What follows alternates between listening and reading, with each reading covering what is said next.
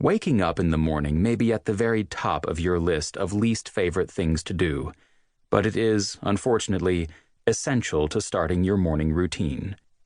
Deafening fire alarms and cumbersome roommates aside, there are few things that will wake you up as fast and fully as having a morning routine that you love and can't wait to get started on. With that said, sometimes we need a little push to get ourselves over the line, or rather, out of the bed, and to fully wake ourselves up in the morning. In this chapter, we'll speak with, among others, the president of MIT, L. Raphael Reif, about how he spends his first hours upon waking, the executive director of the American Society for Muslim Advancement, Daisy Khan, on how the month of Ramadan brings a big change to her mornings, and economist and author Tyler Cowen on his unique take on breakfast. Smoked trout and cheese, anyone? Caroline Paul, author of Lost Cat, former firefighter. When you're a creature of habit and you're in no rush to change.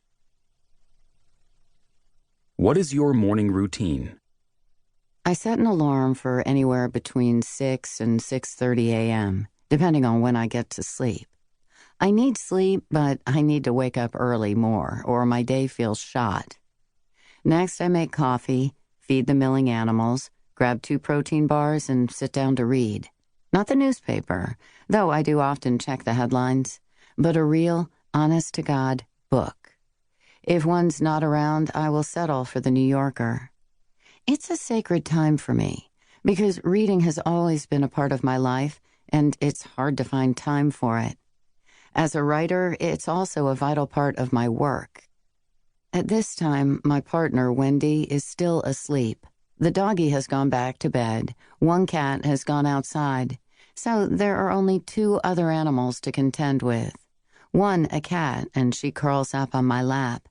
And the other, my own rambling mind. And we both stay there until the house stirs and comes to life. I have to say that the transition from the world being mine to the moment it seems to splinter and everyone wakes up, phones ring, emails come in, the dog reappears, is always jarring. How long have you stuck with this routine? What has changed? I've started my day with the same meal and coffee, Pete's French roast, 1 large cup, so strong you could probably eat it with a spoon, for almost 30 years. Gosh, that's sort of embarrassing, seeing that so starkly on paper. But that consistency first thing grounds me and sets me up to be able to handle whatever is thrown my way. When I was a firefighter, I didn't read in the morning, and I was a little looser about my wake-up time because you never knew how much of the night would be spent working at a fire or on medical calls, and I'm useless without sleep. When I became a full-time writer and had to make my own schedule, I became adamant about setting the alarm and getting up. I needed the structure, and I needed to start back on whatever book I was writing before the morning slipped away.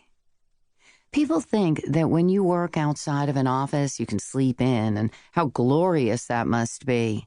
But to me, that's the road to discombobulation and dismay.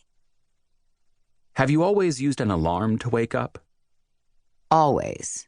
I've tried to train myself to wake up without one because it seems like a cool superpower, but I spend all night thinking about whether I'll wake up, and the anxiety isn't worth it. Once the alarm goes off, I sort of doze, but I have a dog and 2 cats who have heard the alarm and stare at me until I get up. It's called the animal snooze button. What time do you go to sleep? I would love to go to bed by 9 p.m. every evening. I'm just not a night person.